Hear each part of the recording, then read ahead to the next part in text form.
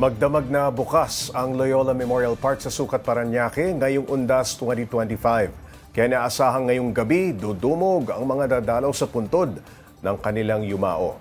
Para bigyan ng mukhang balita, live mula sa Loyola Memorial Park, si Mobile Journal Yeda Pascual. Yeda, kamusta dyan?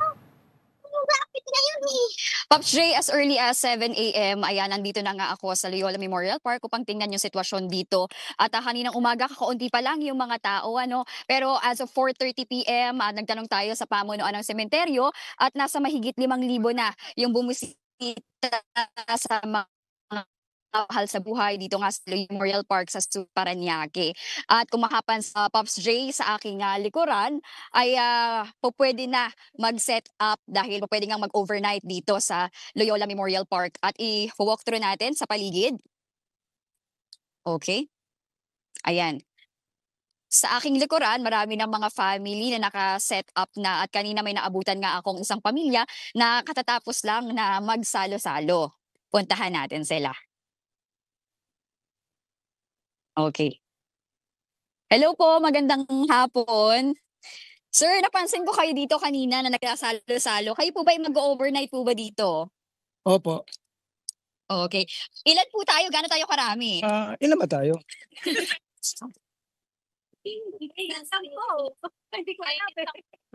Mahigit 10.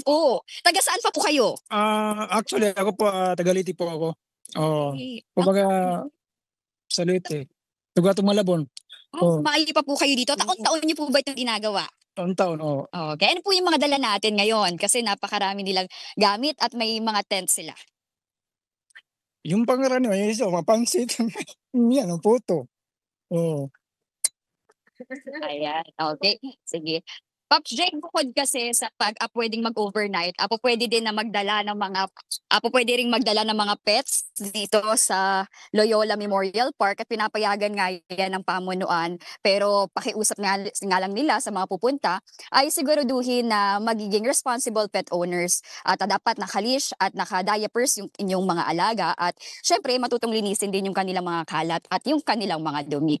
So Pops J, mamaya mga around 7 p.m. tansya ng pamunuan ay magiging problema na dito yung parking dahil nga sa dumarami pa yung tao na mag-overnight dito sa Loyola Memorial Park. Kaya abiso ng pamunuan ay maaaring mag-park sa labas ng sementeryo sa isang paresan sa Sucat at sa isang gasolinahan na kahilera lang nito. Pops J. Yeda, mukhang maraming napiling mag-overnight dyan, no, sa Loyola. Pero sino ang mga nagbabantay ng seguridad para masigurong payapa dyan sa sementeryo at mapanatili yung peace and order dyan, lalong-lalo na't marami mag-overnight?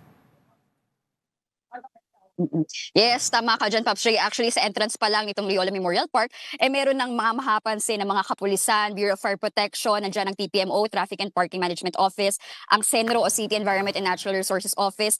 Marami, mga tanod, help desk para sa mga nangangailangan ng assistance. Kung health concerns naman, Pops Ray, meron namang Philippine Red Cross at doctor at nurse na itinalaga din ng City Health Office ng Parañaque para sa mga, yun nga, kinakailangan ng responde at ambulansya. Yeda, meron bang mga ipinagbabawal at ipinapayo sa mga bibisita dyan sa Loyola? Actually, kaninang umaga, ang payo nga ng pamunuan ng sementeryo ay talagang magdala ng payong, ng ekstrang damit, ng pamaypay ng tubig dahil grabe ang tirik ng araw dito at inaasahan bukas ganun din. Kanina, Pops J, mula umaga hanggang ngayong hapon ay ni isa wala namang nakumpiskang ipinagbabawal na kagamitan dito.